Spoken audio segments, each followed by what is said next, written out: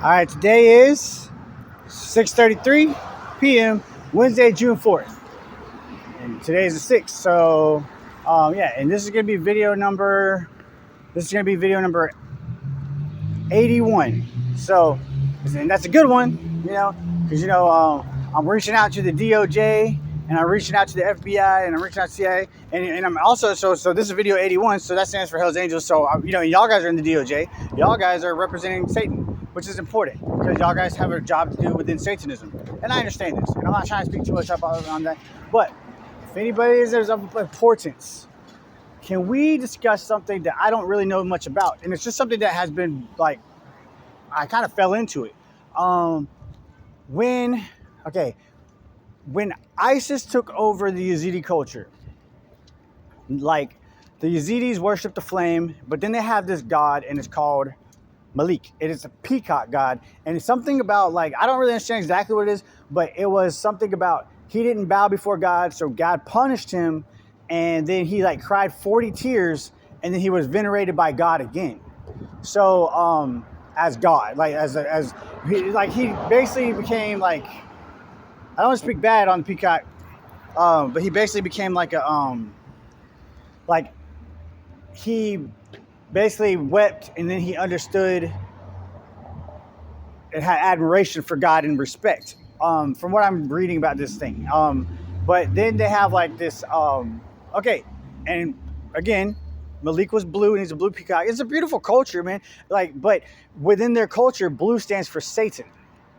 And I guess Islam looks at them for, like, a lot of caliphate stuff would look at them as like they're devil worshippers, because I don't really think anything that Malik did was wrong necessarily, but I'm an American, and I'm not saying, because I don't understand why it was so, I've never been taught from the form of a strict Islamic person, because I'm not Islamic. So I'm not trying to say the people that worship Malik could be doing terrible things. They could just have a weird culture that just makes sense through like symbolism and some kind of community.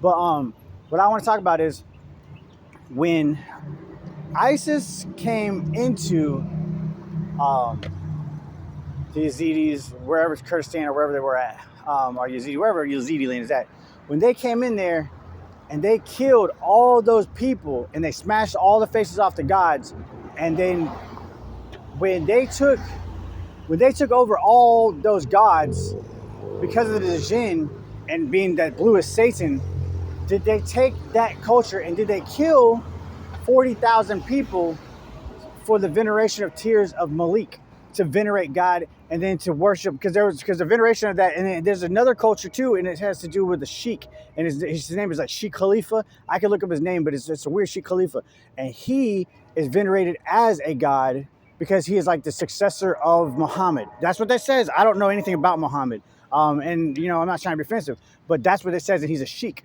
But he believes in some kind of form of Yazidism, and he's in acceptance, and like but did ISIS do that to claim within Satanism? Did they come in kind of like as the FBI, like as a form of the Bloods, and like because the Bloods worship Satan as an asset or as a informant, and then they took then they take that 40,000 deaths plus as a veneration of Malik's tears, so that they could then stand as God, as a rejuvenation of God within that culture? Is that what they did in secret? And then within those deaths, claim those deaths as transmitting utilities for the veneration of God that they believe in, alongside with their gods being venerated under those tears? And did they do it under blue? Because if they did it under blue, if you go to the World Bank of Colombia, there is such a thing as an artificial intelligence program, and it's by Castillo, and there's a Thompson, and they have where it's called blue and red heat, and it says right there specifically. I posted a video about it, but I deleted it. It has something to do with that Blue Oyster Cult, The Alchemist, because I was looking at Blue Oyster Cult, The Alchemist, and I was like, who wrote this song? Who knows this much knowledge about necromancy and the occult and the alchemy that goes with this system that's been attacking me? And it's because it's quite transparent. And then I looked up the author, and it said Lovecraft and Castillo, and I was like, which is a Caspian, so he's probably in the Alumbrados. I'm not saying that he is, or he knows an Alumbrados hookup.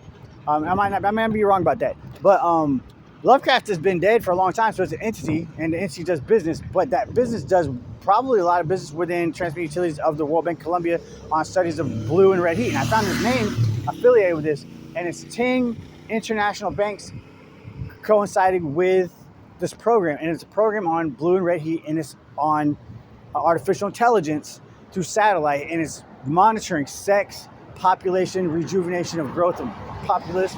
And it's real. This is not fake stuff. So as this is video 81, anybody that has real ties, because like I don't have ties. I've asked, like, you know, like I went to MyLink. I submitted my CIA MyLink application. I missed my call.